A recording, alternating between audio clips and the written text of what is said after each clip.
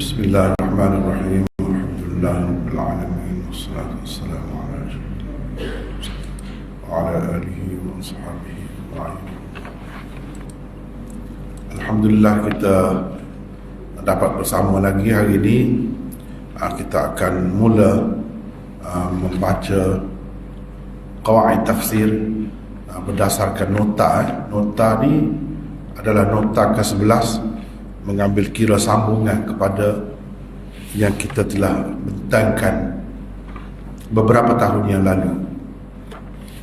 Jadi ini sambungan kepada nota itulah, nota ke-11, dan hari ini kita akan masuk kepada kaedah ke-69.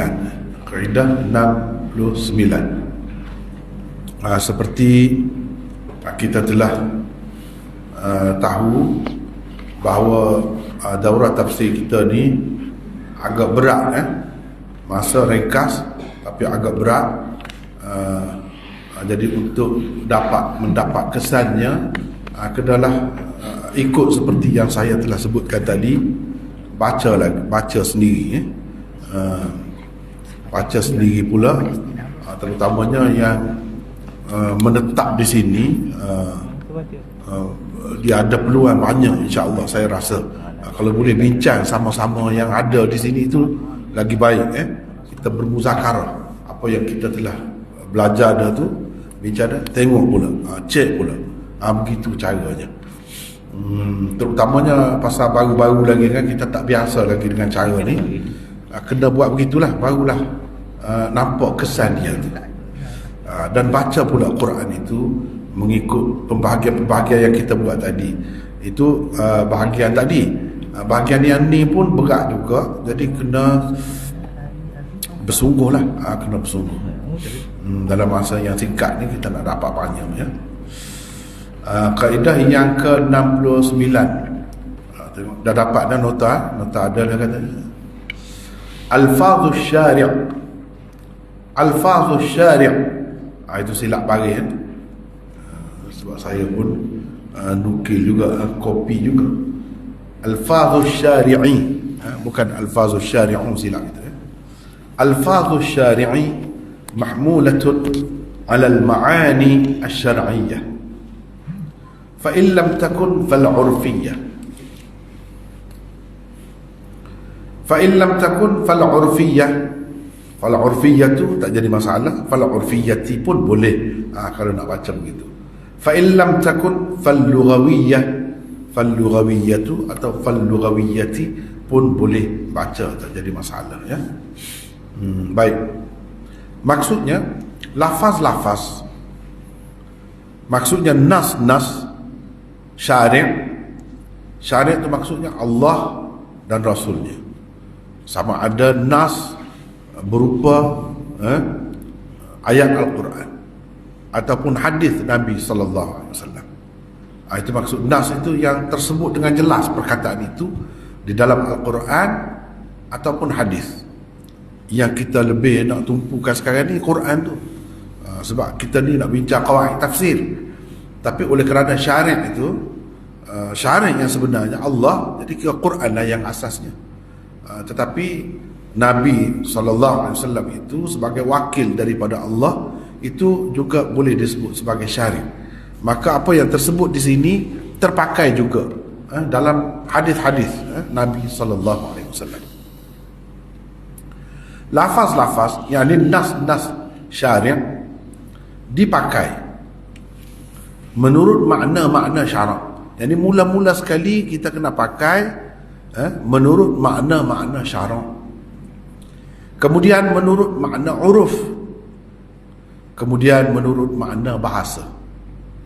Bahasa itu maksudnya bahasa Arab biasa lah. Bahasa Arab biasa. Begitu caranya. Baik, keterangan. Maksudnya ialah lafaz-lafaz yang tersebut di dalam Al-Quran atau As-Sunnah. Ini mengambil kira syari', mengambil kira syari' sebenar dan wakilnya, yaitu Nabi SAW. Adapun yang lebih kita tumpukan di dalam qawaid tafsir ini ialah Quran itu. Tapi nak ceritanya, kaedah ini juga terpakai apabila kita baca hadis, apabila kita bertemu dalam hadis. Mula-mula sekali hendaklah dipakai dengan makna yang maklum dalam syariat Islam. Mula-mula begitu. Jika makna itu tidak boleh dipakai, barulah makna menurut uruf dipakai. Dan jika makna urufnya juga tidak boleh dipakai, maka ia hendaklah dipakai dengan makna menurut bahasa Arab biasa. Az-Zarkashi berkata, "Law dara baina asy-syar'iyyah wal 'urfiyyah, fasy-syar'iyyatu aula."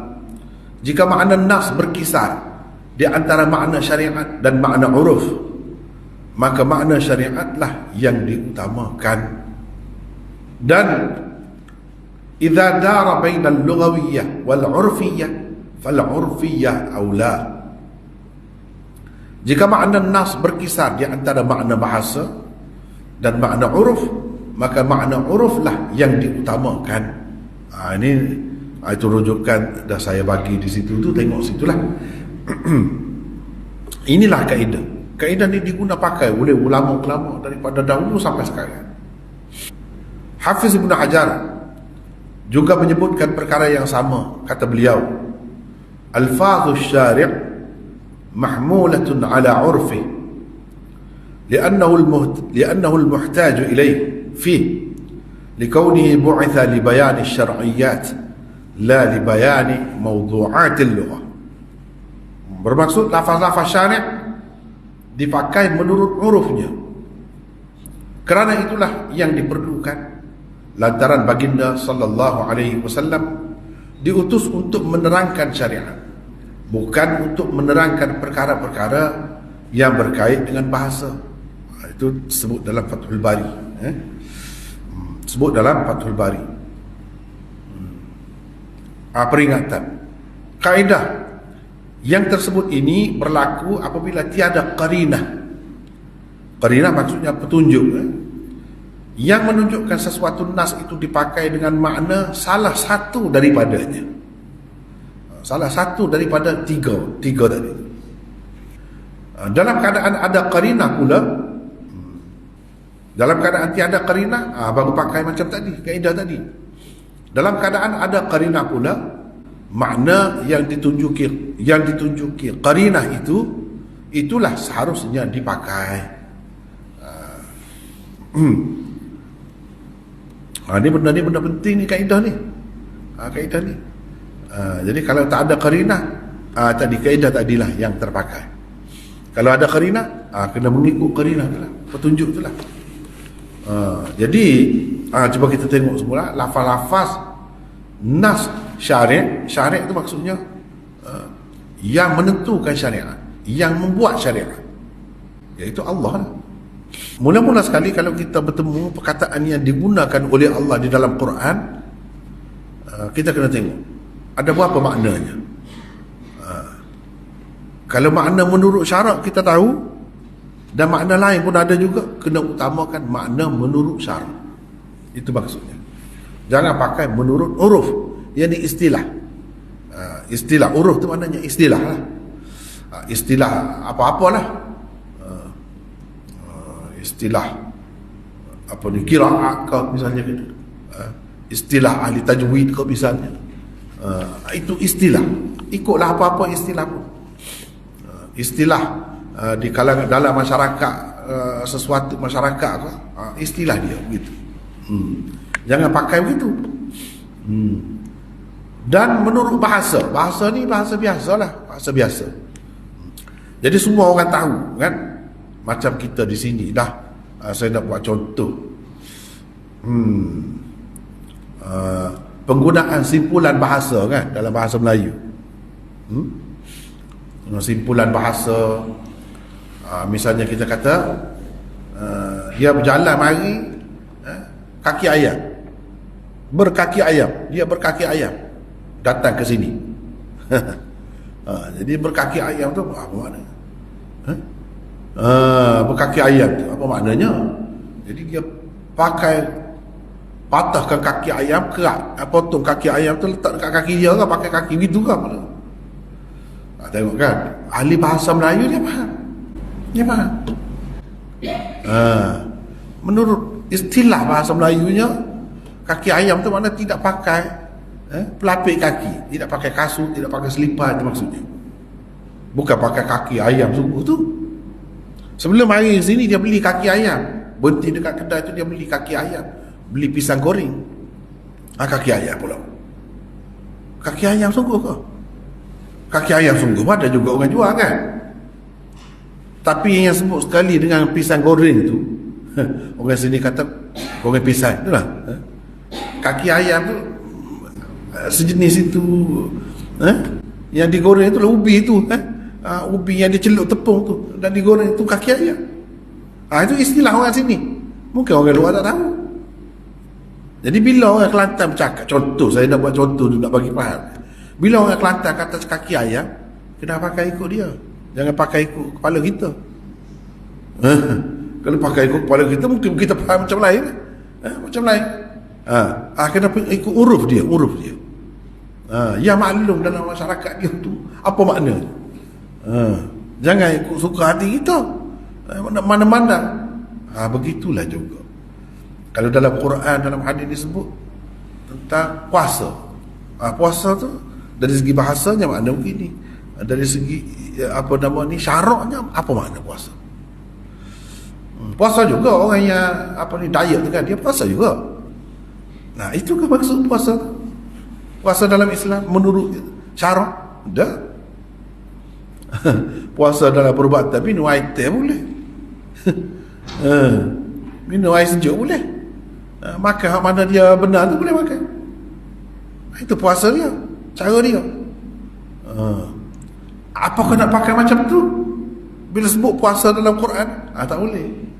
Kena pakai menurut syarak, makna syarak. Apa makna syarak? Kena pakai itu. Kena pakai yang itu. Lepas dia ada peringkat-peringkat. Bukan tak boleh pakai dari sudut bahasa, dalam Quran pun ada juga. Dia tidak guna mengikut syarak tu, tapi mengikut bahasa sahaja. Jadi kita kena tahulah tempat-tempatnya. Kena tahu tempat-tempatnya. Baik. Sekarang ni dah sebut dah tadi. Cuba.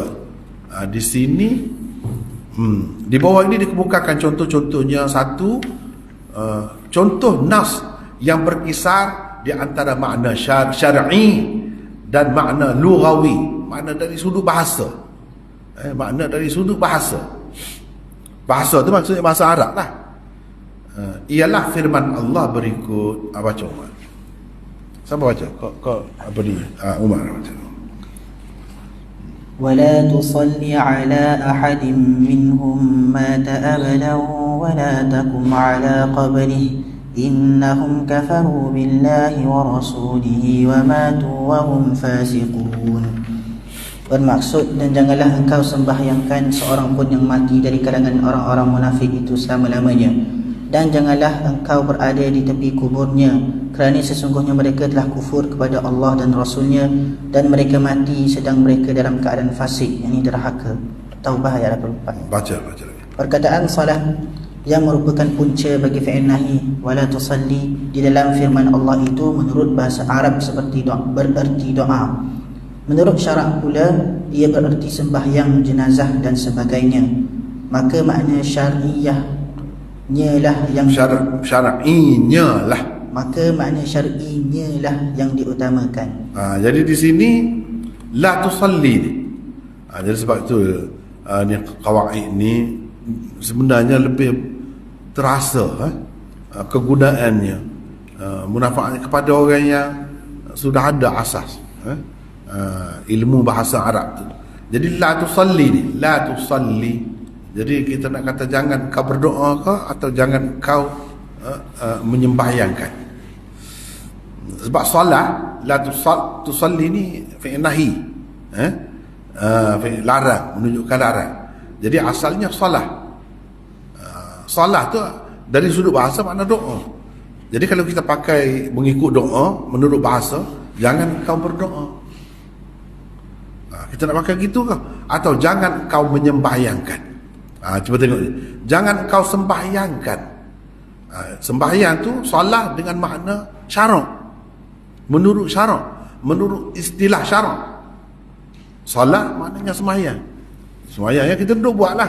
Yang dimulakan dengan takbir, disudahi dengan salam itu. Itulah solat.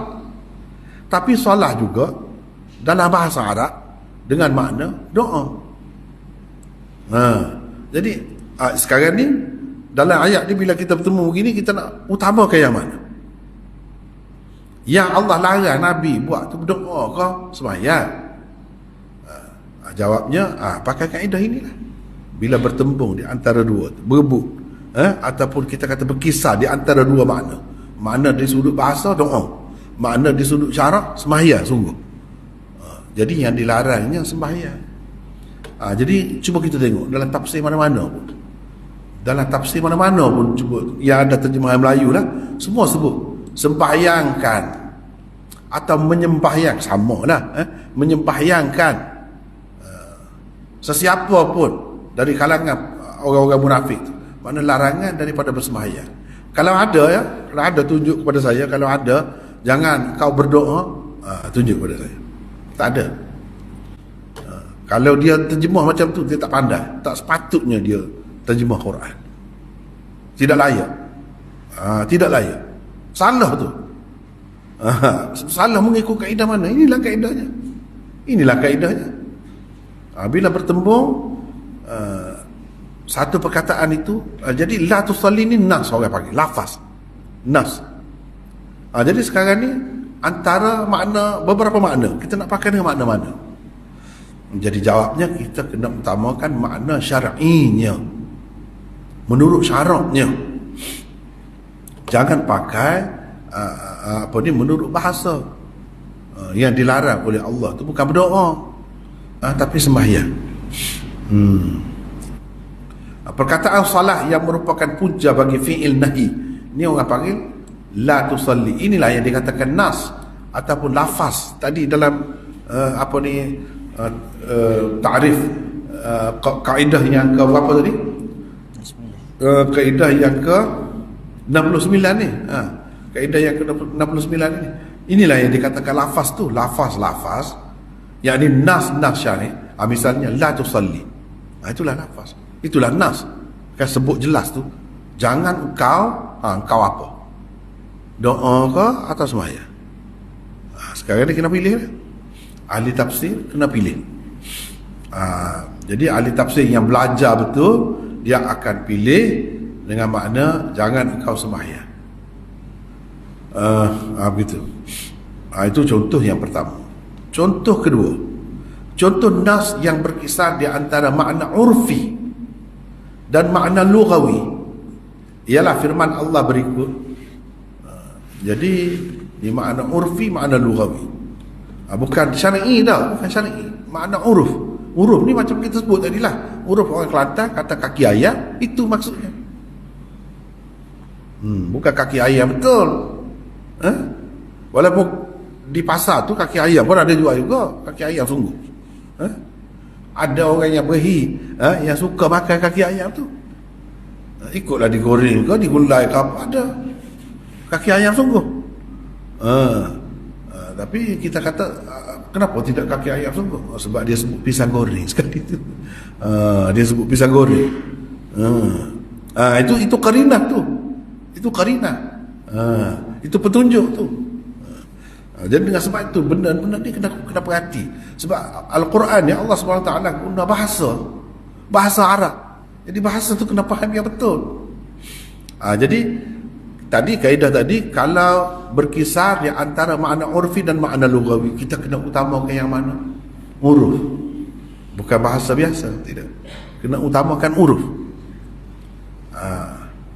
Maknanya bahasa tu nombor 3 tu. Kecuali ada qarinah. Qarinah ada petunjuk yang memang sini mesti pakai dengan makna bahasa, bukan dengan makna syarak, bukan dengan makna uruf. Barulah kita utamakan bahasa. Kalau tidak, tertibnya macam tadilah. Tertibnya mula-mula kena pakai menurut syarak. Itu nombor 1. Yang kedua, menurut uruf. Yang ketiga, baru menurut bahasa biasa. Contoh baca. Baca Umar. الله يتوفى الأنفس حين موت الله يتوفى الأنفس حين موتها والتي لم تمت في منامها فيمسك التي قضى عليها الموت ويرسل الأخرى إلى أجل مسمى إن في ذلك لآيات لقوم يتفكرون.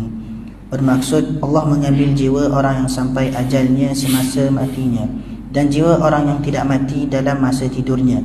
Kemudian dia menahan jiwa orang yang dia tetapkan matinya dan melepaskan balik jiwa yang lain ke dalam badannya sehingga sampai ajalnya yang ditentukan. Sesungguhnya yang demikian itu mengandungi tanda-tanda yang membuktikan kekuasaan Allah bagi kaum yang berfikir untuk memahaminya.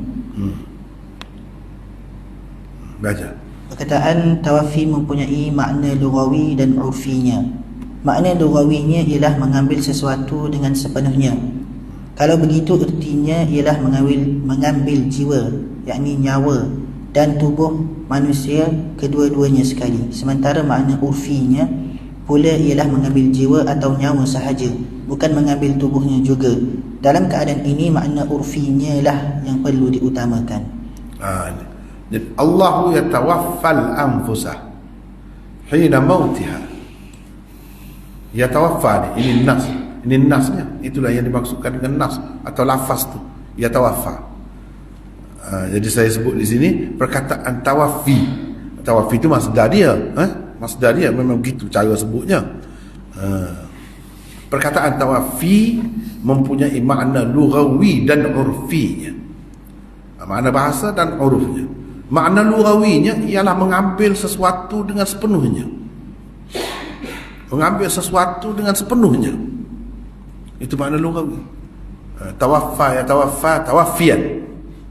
Mengambil sesuatu dengan sepenuhnya. Inni mutawaffika wa rafi'uka ila as-sama. Mutawaffika. Itu isim fa'il kepada tawaffa ya tawaffa inilah. Sesungguhnya aku akan mengambil engkau. Tuhan kata kepada Nabi Isa. Jadi ambil tu ambil apa tu? Jadi pakai lughawi ke urfi? Lughawi di situ. Sebab apa Tuhan ambil Nabi Isa ni semua sekali?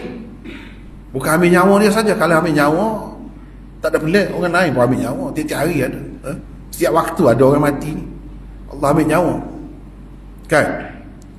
Jadi ambil sepenuhnya, itulah yang peliknya.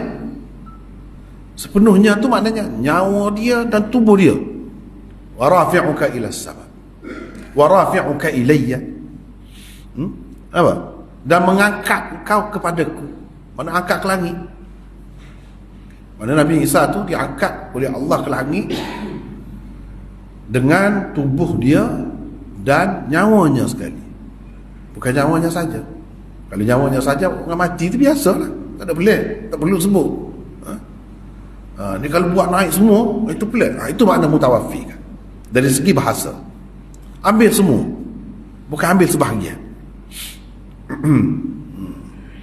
Sebab itulah walaupun apa nama ni masih lagi termasuk di dalam furu' akidah, masuk dalam furu' akidah, sehingga kita tak boleh kata kafir orang tu kalau dia kata Nabi Isa mati, Allah tidak angkat Nabi Isa mati, tidak kafir, tetapi banyaklah bercanggahnya dengan dalil-dalil, walaupun tidaklah sampai ke peringkat tu, tetapi itu tanda tidak baguslah.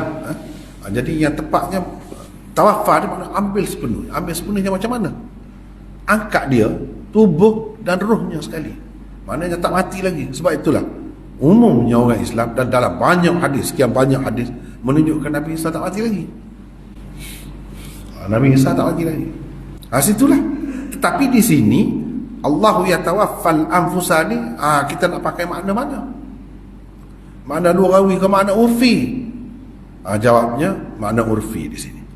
Inilah yang payah. Sebab tu kata kena belajar. Nak tafsir kena belajar dulu. Kena cukup ulumul Qurannya, usul tafsirnya, qawaid tafsirnya. Padahal perkataan sama. Di sini ini makna ni. Di sini dengan makna ini. Apa? Dia kena faham tu. Contohlah saya nak ambil, tak apa, kita sebab kita guna ni kan komputer ni ada banyak kemudahan. Sebagai contoh, saya nak ambil lah, saya nak tengok terjemahannya. إذ قال الله يا عيسى إني متوفيك ورافعك إلي ومطهرك من الذين كفروا, dan seterusnya. Ini ayat 55 surah Ali Imran. Ini ya, ayat 55 surah Ali Imran. Baik, sekarang ni saya nak ambil terjemahan sebab kita ada kemudahan, kita gunalah kan. Ali Imran 55. Cuba kita tengok sini. Wahai Isa, sesungguhnya aku akan mengambilmu dengan sempurna. Ada terjemah. Ini terjemahan pimpinan Ar-Rahman. Mengambilmu dengan sempurna. Mengambil dengan sempurna, mengambil sepenuhnya, semua sekali. Maksudnya tubuh dan nyawa. Mungkin orang tak faham juga mengambilmu dengan sempurna tu macam mana. Maksudnya mengambil semua sekali lah, tubuh dan nyawa. Sebab ada juga perkataan tawaffa ni mengambil nyawa saja, bukan mengambil tubuh. Dia telah wafat, tawaffa kan, tuwfiya. Wafat tu maknanya Allah ambil nyawa dia saja, ambil nyawa. Tubuh dia duduk di bumi, orang tanah. Baik, ini kita tengok terjemahan Indonesia pula. Hai Isa, sesungguhnya aku akan menyampaikan kamu kepada akhir ajalmu. Begitu pula dia terjemah. Menyampaikan kamu kepada akhir ajalmu dan mengangkat kamu kepadaku. Ini terjemahan Departemen Agama Indonesia. Menyampaikan kamu kepada akhir ajalmu. Mungkin tak apa faham. Maknanya boleh jauh-jauh tu, faham kan? Maknanya tak mati lagi lah kira-kiranya. Tapi mungkin mati dah, sampai dah ajal. Tak berapa jelas. Sebab itu kita kena faham apa makna tawaffa. Tawaffa menurut bahasanya mengambil dengan sepenuhnya sesuatu. Sesuatu tu kalau kita kata Nabi Isa ni terdiri daripada tubuh dan nyawa dia. Mengambil sempurna tu makna mengambil tubuh dan nyawa dia. Itu kedua-dua sekali dia angkat. Wa rafi'uka ilayya, dan aku akan mengangkat engkau kepadaku. Kita kata angkat ke langit lah, kata Nabi Isa tu dia angkat ke langit kan, dan mengangkat engkau kepadaku. Jadi situ menunjukkan di atas pula tu kan, pula situ kan. Kalau tidak, apa makna angkat? Buat turun lah, kalau duduk bawah dah. Ni angkat kepadaku. Sebab tu dia kata ikut salaf itulah yang selamat sebenarnya. Ikut salaf, bukan makna kata di atas pada serupa dengan makhluk. Tu tidak gitu. Dah Tuhan kata angkat kepada dia, kita kata angkat lah. Takkan nak kata buat turun. Macam mana? Tak tahu lah. Begitu. Jadi dah kita tengok di sini dua terjemahan. Tapi mungkin tak berapa terang tadi kan. Maksudnya supaya saya sebut je lah. Jadi mengambil sesuatu dengan sepenuhnya. Itu makna tawaffi. Itu menurut bahasa. Jadi dalam ayat tadi, inni mutawaffika, itu menurut bahasa. Menurut bahasa. Sebab apa kita kata kita pakai situ menurut bahasa? Sedangkan di sini kita kata kita pakai menurut uruf. Menurut urufnya, bila kata orang tu mati, maknanya nyawa dia lah diambil. Tubuh dia ada, tak ambil. Kita pergi tanam di kubur tu. Macam mana kita nak kata ambil sepenuhnya? Kalau ambil sepenuhnya, tak ada ghaib lah. Ghaib lah orang mati tu. Daripada pandangan kita tak ada. Menunjukkan tak ambil sepenuhnya, ambil nyawanya sahaja. Itu menurut uruf. Menurut biasa semua kita tahu, bila kata mati ni, tu ambil nyawa dia sajalah. Tubuh tu dia tinggal. Jadi kalau Nabi Isa tu sekadar nak cerita ambil nyawa saja, apa peliknya? Orang lain pun ambil nyawa juga. Mati tu, bila mati tu ambil nyawa, apa peliknya? Apa yang jadi mukjizatnya? Sekarang ni nak cerita tu, benda tu berlaku pelik. Pelik ni bila dia ambil kedua-duanya. Orang lain ambil nyawa saja. Sebab itu kena pakai dengan makna lurah di situ. Kalau pakai dengan makna biasa, tak ada lebih. Biasa. Sebut buat apa yang biasa ni, tak perlu sebut. Sebab tu orang buat cerita lah, kita kata masyarakat kita dah biasa dengan cerita-cerita ke filem. Orang buat filem, movie tu, dia kena ada lah cerita yang menarik. Kalau cerita biasa, cerita buat apa? Tak ada orang nak tengok pun cerita tu. Kalau cerita bangun pagi, gosok gigi, lepas tu makan, tiap-tiap hari dia buat. Orang lain pun buat juga. Nak cerita apanya? Tak perlu cerita benda macam tu. Cerita ni kalau yang lain 10 tahun tak bertemu macam tu, dalam 1000 orang tak bertemu, peristiwa macam tu berlaku kepada dia, sehingga menarik perhatian semua. Barulah padan nak cerita. Sama juga Nabi Isa ni. Itu benda. Sebab tu nak terjemah Quran, nak tafsir Quran ni bukan senang. Kaedah tu kena ada dalam kepala tu. Jadi di sini Allah mengambil jiwa orang yang sampai ajalnya semasa matinya. Mengambil jiwa, ambil semua, jangan ambil nyawa. Dan jiwa orang yang tidak mati, Tuhan ambil nyawa juga. Orang yang tidur, roh dia tu. Sebab itu ulama bahagikan kepada dua. Satu ruhul hayah, yang kedua ruhul yaqazah. Ruhul hayah, ada roh tu kita hidup, tak mati walaupun semasa tidur. Itu roh yang menyebabkan kita hidup. Ruhul yaqazah, mana ada roh itu kita sedar. Ni sedar, kita sedar, kita khabar apa yang berlaku sekeliling kita. Bila kita tidur, tak ada roh tu, kesedaran tak ada, kita tak tahu apa yang berlaku di sekeliling kita. Mana yang diambil ialah ruh yaqazah sahaja, bukan ruh hayat. Ruh hayat ada, tetapi ramai juga kita tengok orang yang mati semasa tidur. Mati semasa tidur. Jadi tu dia mati gitu, dalam tidur, dalam tak sedar tu, dalam keadaan biasa dia berapa ribu kali duduk tidur semasa hidupnya. Lepas tu bangun, itu tak bangun. Makna ruh yang satu lagi tu pun dicabut juga daripada dia. Begitu cerita. Jadi ya tawaffal anfusa ni tidak mengambil semua. Ni mengikut biasanya bila kata Allah mengambil nyawa, Allah mewafatkan, Nabi kita wafat, orang tu mati, mana ambil nyawa? Tidak ambil semua. Tubuh dia tu tinggal di bumi. Tahu kubur Nabi tu, ya, kita tahu kubur orang lain dekat kubur dia tu. Itu tidak ambil semua menurut urufnya. Itu yang maklumnya begitu. Seperti tadi uruf ni macam tadilah saya buat contoh dah. Kalau orang Kelantan kata beli kaki ayam, makan kaki ayam, kita faham maksud dia, bukan maksud kaki ayam yang sebenar. Jadi itu maksud sebenarnya. Banyaklah benda-benda macam tu. Dalam bahasa kita pun ada. Cumanya bahasa kita tu tidak jadi bahasa Quran. Ni Quran, kita nak faham Quran ni. Bahasa kita tu banyak lah. Kita kata bahasa 3 suku. Jangan pakai tu 3 suku tu dah. Apa mana 3 suku? Masak telur 3 suku dah.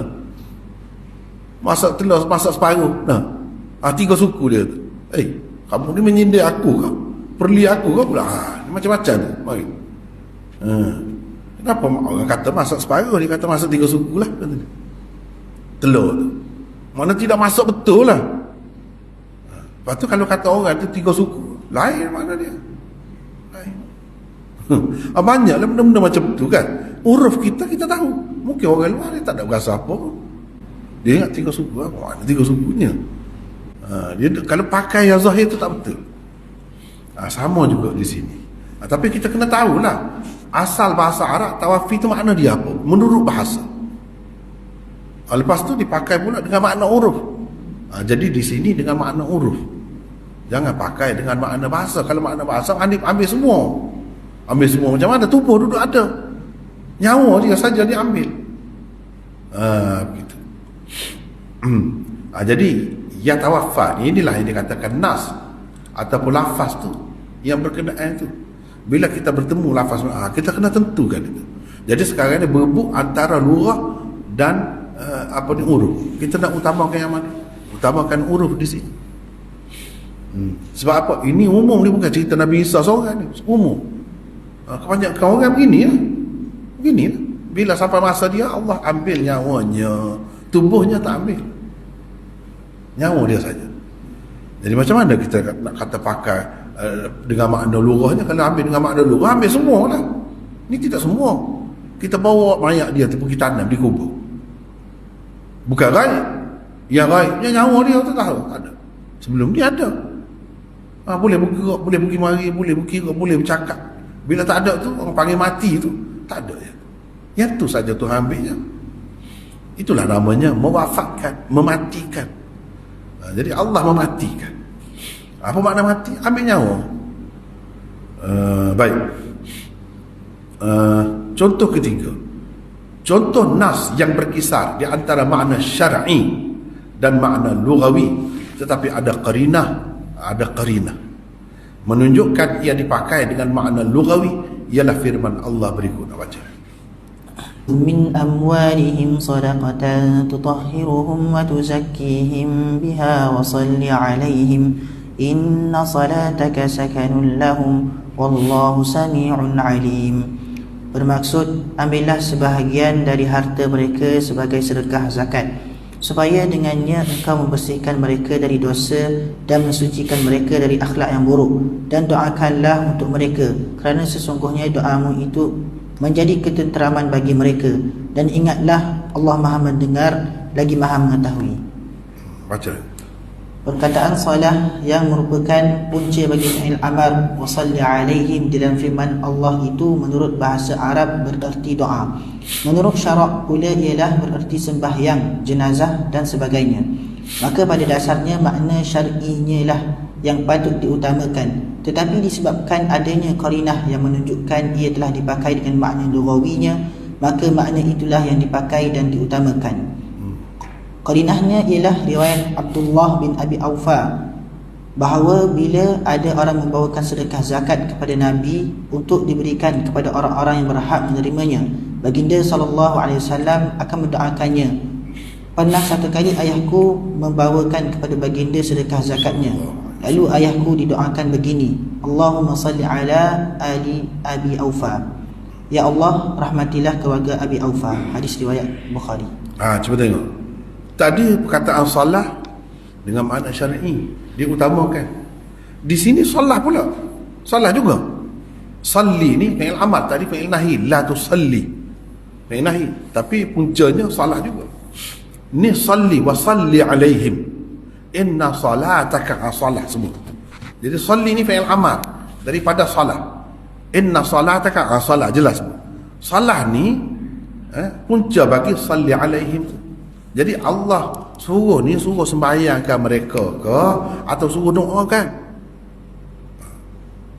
Tadi Quran, ini Quran, kenapa tadi larangan bersembahyang? Ni suruh bersembahyang ke suruh doa? Doa. Padahal doa tu menurut bahasa, bukan menurut syarak. Menurut syarak, salat maknanya sembahyang. Tapi kita utamakan bahasa di sini. Salah menurut bahasa di sini. Apa sebab? Sebab ada qarinah. Walaupun pada dasarnya kena utamakan syarak, kena utamakan uruf, lepas tu baru bahasa ni yang ketiga. Tapi di sini bahasa ni jadi nombor satu sebab ada qarinah. Qarinahnya apa? Hadis. Dalam hadis sebut, iaitu Nabi SAW ni kata Ibnu Abi Aufa, bila orang bawa sedekah yang zakat kepada Nabi SAW, yang ini untuk diberikan kepada orang-orang yang berhak menerimanya, bukan untuk Nabi. Nabi tak boleh terima zakat kau, sedekah ke tak boleh. Dia tak ambil. Dia haram untuk dia dan keluarga dia, bukan sahaja keluarga dia semasa dia hidup, sampai kiamat tak boleh. Tak boleh. Sebab apa? Hikmahnya untuk tak ada syubhah, tak ada kekeliruan. Orang tak boleh kata, ikut mana-mana pun tak boleh kata perjuangan dia ni untuk kepentingan dia. Ada kalanya manusia ni dia perjuangan dia penat lelah, dia tak dapat apa-apa untuk anak cucu dia, dia fikir untuk anak cucu. Anak cucu pun dia tak fikir. Jadi orang tak boleh kata perjuangan Muhammad ni kerana kepentingan keluarga dia, kepentingan peribadi dia, tak ada. Jadi bawa zakat kepada dia tu untuk dia bagi kepada orang lain lah. Untuk dia bagi kepada orang lain. Jadi Ibn Abi Aufa kata, Nabi ni bila orang bawa kepada dia akan mendoakan keberkatan untuk orang yang mengeluarkan zakat itu. Pernah satu kali kata dia, ayahku membawakan kepada baginda sedekah. Sedekah ni zakat. Dalam Quran perkataan sedekah ni banyak tempat dipakai dengan makna zakat. Itu pun kita nak kena tahu juga. Ni pakai kaedah ni lah. Sedekah dengan makna zakat kan, sedekah dengan makna infak biasa. Kita nak tahu macam mana. Itulah. Sebab itu pentingnya kaedah-kaedah ni, kaedah tafsir ni. Nabi sallallahu alaihi wasallam akan mendoakannya. Dia kata pernah ayah aku bawa, lalu ayahku didoakan, Allahumma salli ala ali Abi Aufa, ya Allah, rahmatilah keluarga Abi Aufa. Ini hadis riwayat Bukhari. Jadi salli ni makna salli, doa ni, ya Allah rahmatilah. Doa, bukan semaya. Mana orang buat mari zakat, nanti kita pandai-pandai, dah tadi tak bagi semaya kat sini, semaya jugalah orang bagi zakat, dia pun Allah Akbar, semaya 2 rakaat. Siapa ada buat macam tu? Menunjukkan kalau orang tak buat lagi, betul lagi lah tu. Ada orang pandai lagi lah tu dalam masyarakat tu. Sebab tu orang tak buat begitu. Padahal perkataan sama. Di sini pakai dengan makna ni. Di sini pakai dengan makna ni, dengan makna doa. Apa bukti? Apa qarina? Hadis. Dengan sebab itu nak faham Quran ni tak boleh Quran saja, kena hadis juga. Hadis tu panduan juga. Bagaimana Nabi buat? Pernah ke satu kali ke Nabi semaya? Ada? Tak ada. Sekali pun tak ada. Itu bukti bahawa salah di sini, wa salli alaihim inna salataka sakadullah, dengan makna doa, bukan dengan makna semaya. Sebab itu kena faham benda-benda begini. Kalau tak faham, hadis pun sama. Jadi dengan makna apa dipakai? Dengan makna lughah ke? Dengan makna istilah, uruf, istilah. Ni'matil bid'atu hadhihi, Sayyidina Umar kata. Ni tak lama kita mula puasa. Sebaik-baik bid'ah inilah semaya tarawih. Jadi semaya tarawih ni bid'ah pula. Sebaik-baik ada bid'ah baik pula. Itu orang yang tak faham, dia buat dalil. Ini bukti ada bid'ah hasanah, kata dia. Itu Sayyidina Umar kata ni'matil bid'atu hadhihi. Padahal bid'ah tu bid'ah apa? Lughawi ke istilahi syar'i? Tu dia tak faham situ. Kalau dia macam ni, salah ni dengan makna doa ke semaya. Tak faham situ, sudahlah. Tu pun tak faham juga tu. Yang kata nikmat itu bid'ah dari segi bahasa, bukan dari segi istilah, bukan dari segi syarak. Sebab tu dia jadi bercelaru tu. Orang yang faham dia tidak bercelaru, tak faham, tak ada keliru pun. Yang tu adalah hasanah. Buat kereta, buat kapal terbang, buat kereta, hasanah baguslah. Lagi cepat lagi bagus. Lagi kemudahan banyak lagi bagus dunia. Jadi itu apa bid'ahnya? Apa yang bid'ahnya? Dia pakai dari sudut bahasa. Sebab Nabi SAW semaya tarawih tu 3 kali je sepanjang hidup dia. Tak pernah Nabi semaya sepanjang bulan puasa tiap-tiap malam. Ada? Tak ada. Itu maksud bid'ah dari segi bahasa. Tetapi Sayyidina Umar tahu, sahabat-sahabat semua tahu kehendak Nabi nya begitulah. Sebab itu dia buat, Sayyidina Abu Bakar buat, tak ada siapa pun bantah. Sebab mereka tahu Nabi tak buat tu ada sebab dia. Nabi nak kalau boleh begitulah. Dan Nabi pun buat di masjid. Apa bid'ahnya? Nabi pernah sebab walaupun 3 malam dia sembahyang ramai-ramai. Apa bid'ahnya? Dari segi istilah tidak bid'ah tu. Kenapa dia kata bid'ah juga? Dari segi sepanjang bulan puasa tu buat macam tu, yang tidak pernah dibuat oleh Nabi. Tapi asasnya ada, jemaah ada, buat di masjid ada, dan sembahyang tu memang sembahyang tarawih pun ada. Jadi dari segi istilah tidak bid'ah, cuma bid'ahnya dari sudut tertentu itu saja, dan itu pun tidak bercanggah. Yang macam tu tak apalah. Sebab itu kita kena faham. Sebab tu dalam kitab-kitab fiqh, cuba bukalah kitab fiqh mana. Sebelum dia bincangkan tentang apa-apa, dia akan bincangkan dari sudut bahasa dan dari sudut syarak, istilah. Solat dari sudut bahasanya, ini makna dia. Solat dari sudut syarak, ini makna dia. Taharah dari sudut bahasa, ini makna dia. Taharah dari sudut istilah, ini maksudnya. Puasa dari sudut bahasa, ini maksudnya. Puasa dari sudut syarak, ini lain. Walaupun dia ada sudut-sudut kesamaan dia tu, tapi tidak 100% lah. Tidak 100%. Ini contohnya. Ini qarinah ni orang panggil ni, qarinah. Yang menyebabkan hak nombor 3 tu jadi nombor 1. Nombor 1. Kita kena pakai di sini menurut bahasa. Jadi dalam Al-Quran ataupun hadis tu ada kalanya dipakai menurut istilah, menurut syarak. Ada kalanya dipakai menurut bahasa. Ada kalanya dipakai menurut uruf. Itu maksudnya.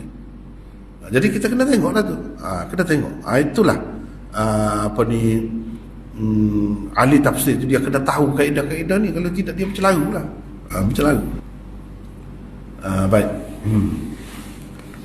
Yang ke-70. Kaedah 70. Al-Quran mustamilun ala usuliddin, dalailihi wa masailih. Amma ta'rifuhu lil ahkam fa aktharuhu kulliyun la juz'i.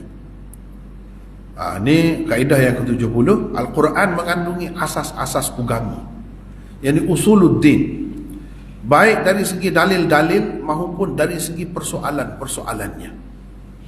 Adapun dalam bab hukum hakam, maka kebanyakan keterangannya adalah bersifat kulli, bersifat menyeluruh, bukan juz'i, bukan secara terperinci.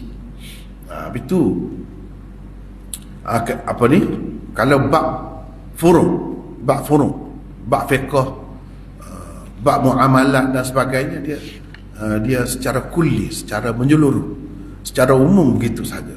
Adapun kalau akidah, usul, jelas dia sebut, jelas. Sebut jelas. Baik, keterangan. Al-Quran memang mengandungi keterangan yang lengkap tentang prinsip-prinsip agama. Dipanggil usuluddin. Dan asas-asas hukum secara menyeluruh. Jalan-jalan untuk sampai kepadanya juga dijelaskan. Apa yang dimaksudkan dengan prinsip-prinsip agama? Usuluddin itu ialah persoalan akidah. Persoalan kena baiki ada juga salah. Persoalan akidah yang pasti dan putus. Itu memang jelas.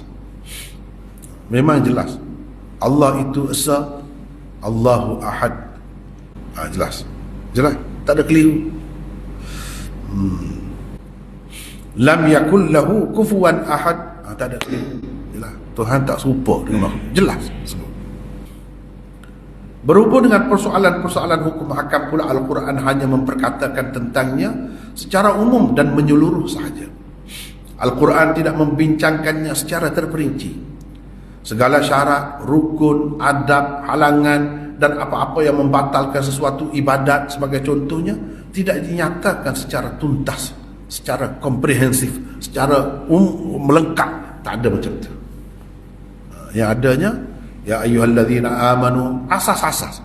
Idza qumtum ila shalah faghsilu wujuhakum wa aydiyakum ila al-marafiq wamsahu bi ru'usikum wa arjulakum ila al-ka'bain. Itu saja ada. Mana sebut yang membatalkan air semaya ni? Ada. Sebut pun asas lah. Basuh muka, basuh tangan ni ke siku, sapu kepala, basuh kaki. Kamu tak ada. Isap air hidung dalam hidung? Tak ada. 3 kali basuh? Tak ada. Sebab tu kan, itu bab hukum dia tidak perinci. Dia tidak terperinci. Dia secara umum menyeluruh gitu. Yang membatalkannya tak jelas, sebut di situ tak jelas. Ada adabnya macam mana? Tak ada sebut.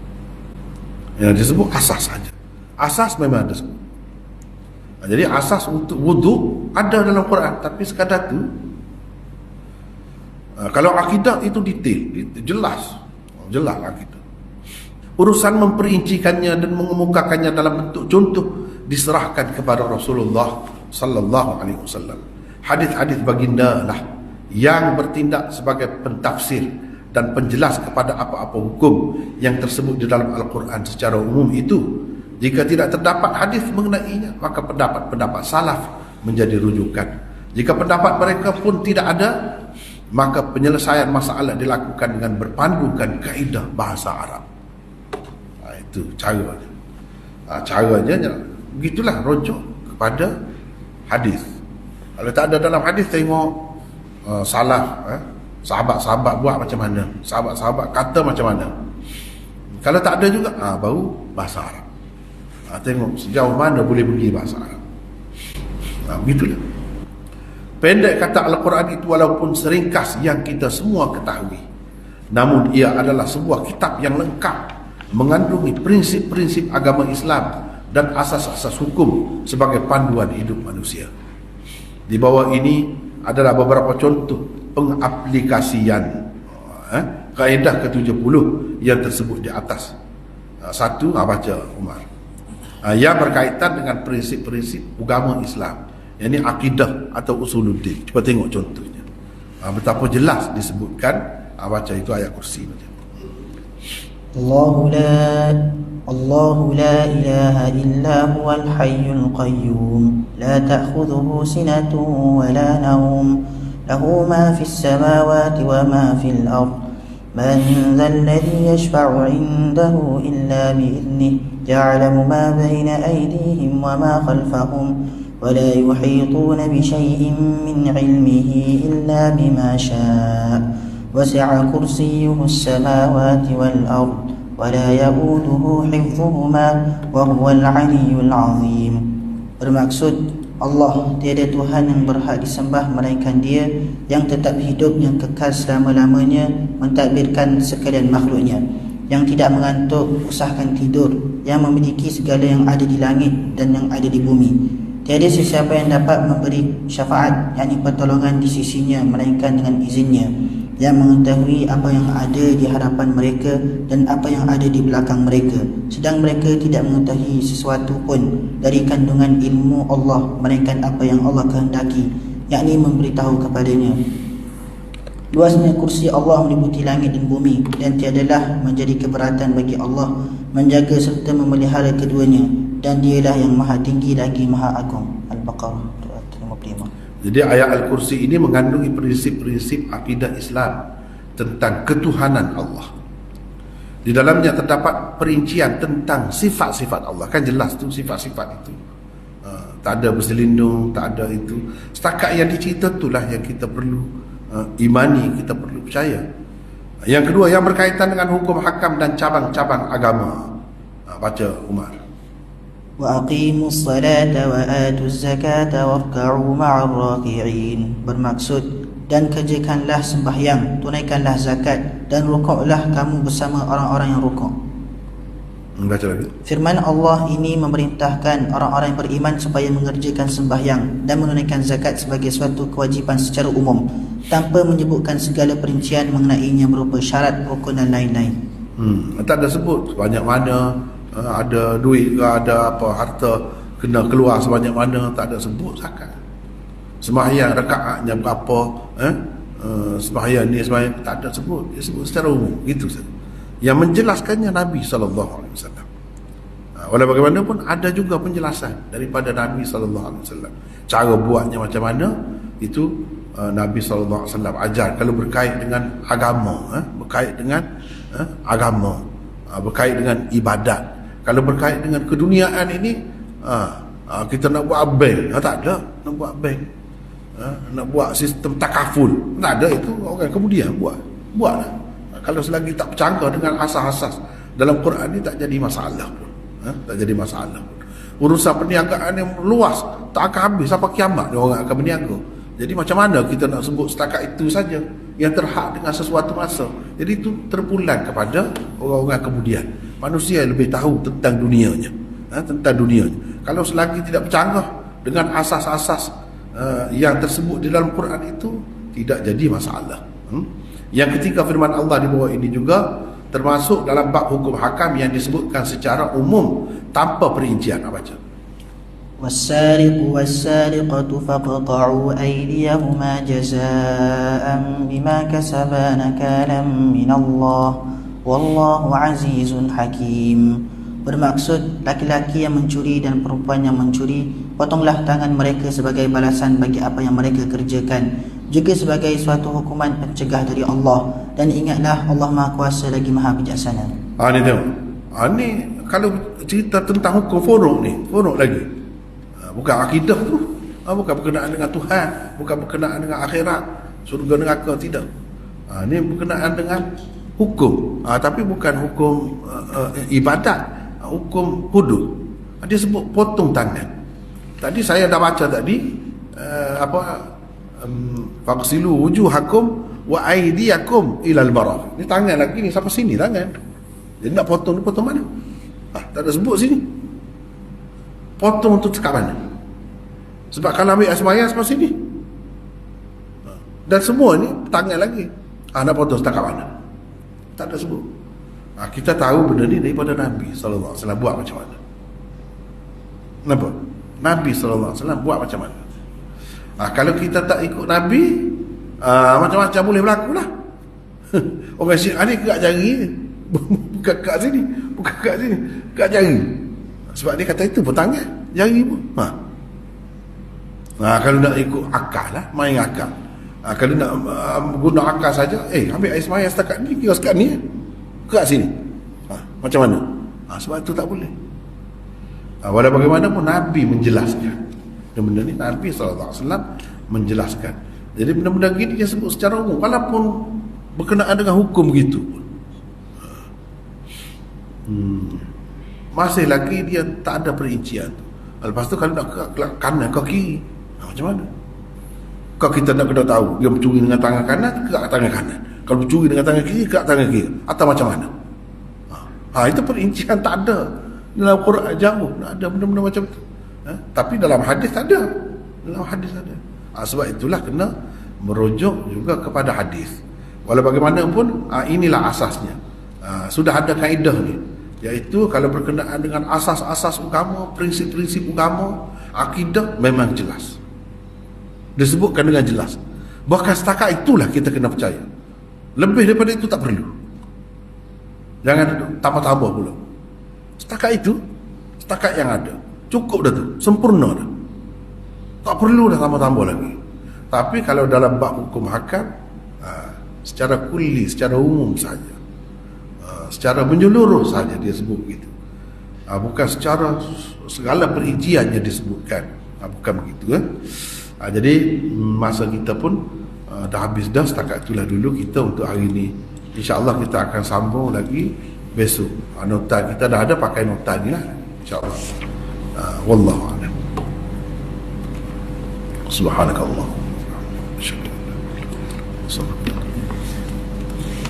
Assalamualaikum warahmatullahi wabarakatuh.